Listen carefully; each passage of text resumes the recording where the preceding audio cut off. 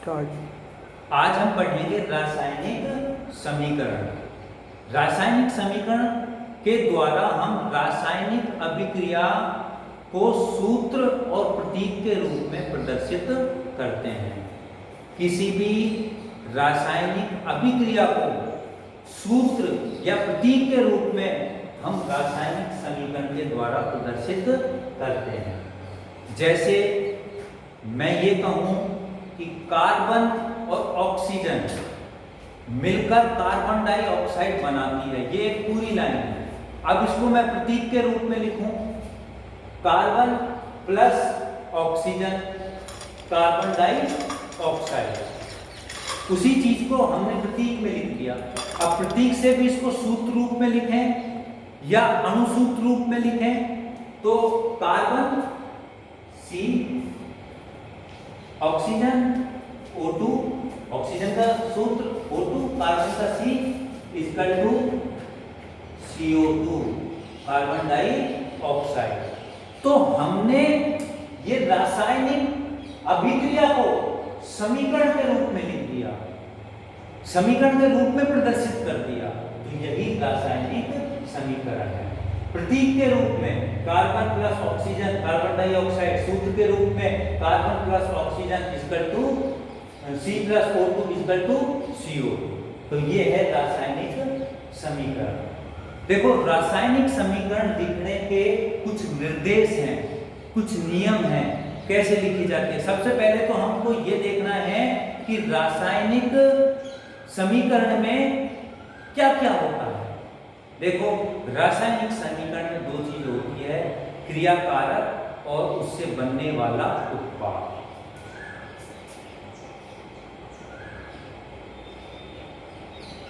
क्रियाकारक तीर का निशान और उत्पाद। यहां पर देखें, कार्बन और ऑक्सीजन ये तो क्या है, क्रियाकारक, और तीर के बाद जो CO2 बना वो है उत्पाद। अर्थात तीर से पहले क्रियाकारक होता है और तीर के बाद उत्पाद होता है। तो हमेशा किसी भी समीकरण को लिखने के लिए उसके बीच में, क्रियाकारक और उत्पाद के बीच में तीर का निशान होगा। दूसरा, अगर क्रियाकारक एक से अधिक क्रियाकारक हैं या एक से अधिक उत्पाद हैं तो उनके बीच में हम प्लस का निशान लगाते हैं। जैसे देखो, हमने इसमें लगाया था, यहाँ पर क्रियाकारक में कार्बन है और एक ऑक्सीजन है, तो दोनों के बीच में प्लस का निशान लगाते हैं। अगर क्रिया ऐसा उत्पाद में भी हो सकता है तो वहां पर दो भी हो सकते हैं, तीन भी हो सकते हैं, तो उनके बीच में हम हमेशा प्लस का निशान लगाएंगे। तीसरा है द्रव्यमान संरक्षण।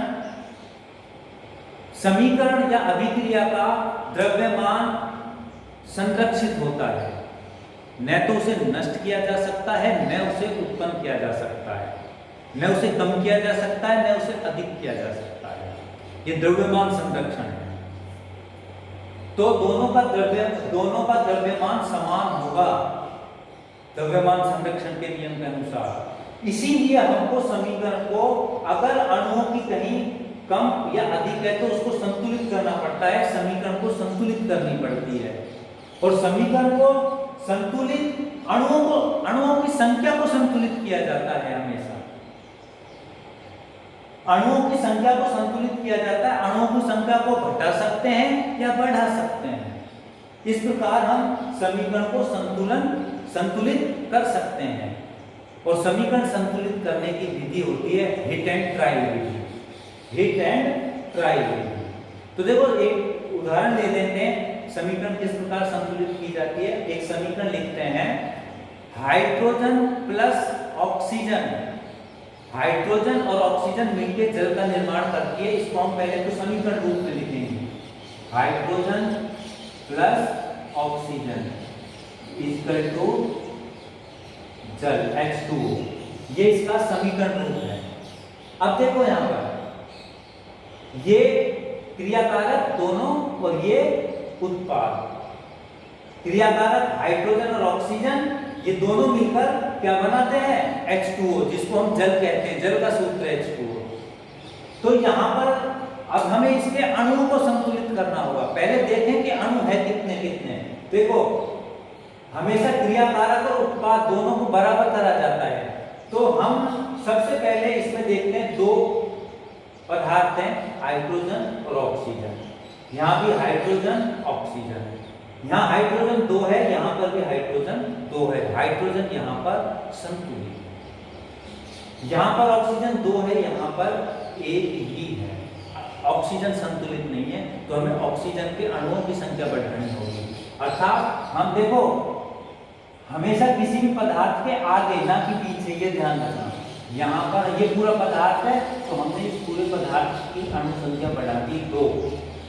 मतलब जल का 2 अणु ले लिए हमने, एक अणु था 2 अणु ले लिए, तो यहाँ पर क्या हो गए, हाइड्रोजन 4 हो गई, H4 हो गई और ऑक्सीजन 2। अब ऑक्सीजन तो संतुलित हो गई, लेकिन हाइड्रोजन यहाँ पर 2 है, यहाँ पर 4 है, तो इधर भी हम जो हाइड्रोजन के अणु है उसको 2 से मल्टीप्लाई कर दिया, लगा दिया, तो यहाँ पे 4। अब ये समीकरण पूर्णतः संतुलित हो गई। हाइड्रोजन इसमें 4 है, इसमें भी 4 है, इसमें 2 है, ऑक्सीजन 2 है और यहाँ भी 2, ये रहा 2 है। इस प्रकार समीकरण को संतुलित किया जाता है, और जिस विधि से संतुलित किया जाता है वो विधि कहलाती है hit and trial Vidhi. Next है कि जब भी हम समीकरण संतुलित करते हैं, ये जो छोटी समीकरण है, आगे जैसे बड़ी समीकरणों को संतुलित करते हैं, तो सबसे पहले ऑक्सीजन और हाइड्रोजन को छोड़ के जो और पदार्थ होते हैं उनको संतुलित करते हैं। नेक्स्ट, संतुलन के बाद अभिकारक में उत्पाद की भौतिक अवस्था। देखो जैसे ये पदार्थ है, इसमें हाइड्रोजन है, ऑक्सीजन है, जल है। अब इनकी हमें अवस्था आपको पता है 3 होती है, ठोस अवस्था, द्रव अवस्था और गैस अवस्था। इनको हमें शो करनी होती है। जैसे ठोस को S से प्रदर्शित करते हैं, द्रव को लिक्विड से या AQ से, और गैस को G से। अब जैसे ये समीकरण है, इसको हमें प्रदर्शित करनी है, इसमें हमें अवस्था प्रदर्शित करनी है, तो हाइड्रोजन गैस होती है, तो इसके आगे हमने जो G लगा दिया। ऑक्सीजन की गैस होती है, ये G लगा दिया। लेकिन जल क्या होता है, लिक्विड होता है, ये AQ, ये लिक्विड। इस प्रकार हमें इस समीकरण की अवस्था का भी पता चल रहा है, ये इसकी भौतिक अवस्था क्या है। गैस है, ये ऑक्सीजन गैस है और ये लिक्विड है। अगला आता है, देखो डबल तीर के निशान। ये जो हमें तीर के निशान दिख रहे हैं, डबल तीर के निशान, ये बेटा क्या होता है कि ऐसी अभिक्रिया जो दोनों ओर चलती है, अभिक्रिया से उत्पाद बनाती है, उत्पाद से अभिकारक बनाती है, क्रिया फल बनाती है। सॉरी, देखो जैसे यहाँ पर क्रियाकारक लेते हैं हम N2 + H2 और ये निर्माण कर रहे हैं NH3। देखो ये एक ऐसी अभिक्रिया है, ये N2 और H2 तो क्रियाकारक हो गए और NH3 हो गए उत्पाद। अब देखो यहाँ पर क्या हो रहा है, N2 और H2 मिलकर तो क्या बना रहे हैं, NH3। जस्ट NH3 टूट के वापिस क्या बना रहा है, N2 और H2। तो ये एक ऐसी अभिक्रिया है जो दोनों ओर चलती है। तो ऐसी अभिक्रियाओं को या ऐसी अभिक्रियाओं को प्रदर्शित करने के लिए समीकरण में हमेशा दोनों ओर तीर लगाया जाता है। इसे उत्क्रमणीय अभिक्रिया भी कहते हैं। ताप और दाब, देखो अभिक्रिया का ताप और दाब भी दर्शाया जाता है, और हमेशा अभिक्रिया के ऊपर लिखा जाता है ताप और दाब। यहाँ पर इधर ताप और दाब ऊपर लिखा जाता है।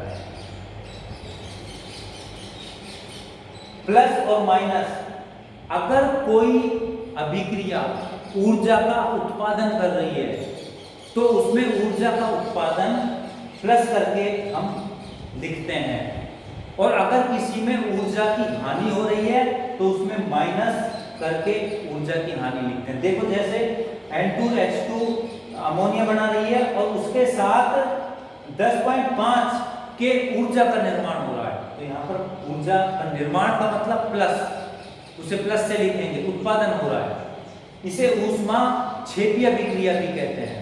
दूसरी है N2 plus O2 equal to NO2 minus, अब यहाँ पर ऊर्जा की हानि हो रही है, तो ऊर्जा की हानि हो रही है, इसे ऊष्मा शोषी अभिक्रिया भी कहते हैं। इसी प्रकार उत्प्रेरक होता है, और उत्प्रेरक को भी हमेशा तीर के निशान के ऊपर ही शो किया जाता है। जैसे ये समीकरण है, और इस समीकरण में निकेल उत्प्रेरक का काम कर रहा है। उत्प्रेरक होता है किसी भी अभिक्रिया में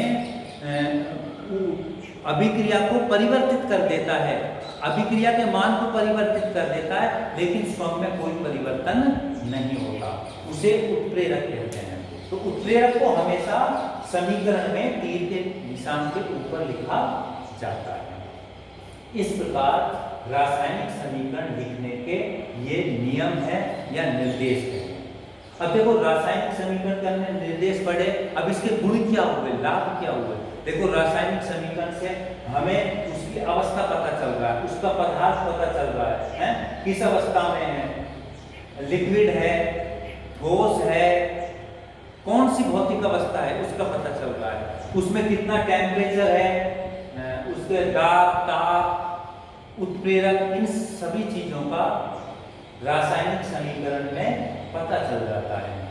लेकिन रासायनिक समीकरण की कुछ हानि भी है, जैसे पूरी अभिक्रिया का ज्ञान नहीं होता, संपूर्ण अभिक्रिया का ज्ञान नहीं होता, और दूसरी रासायनिक समीकरण कभी भी रासायनिक समीकरण के द्वारा रासायनिक अभिक्रिया का सांद्रता का पता नहीं लगा सकते कि कौन कितना सांद्र है, कौन कितना सांद्र नहीं है।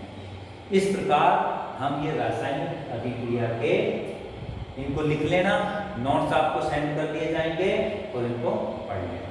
धन्यवाद।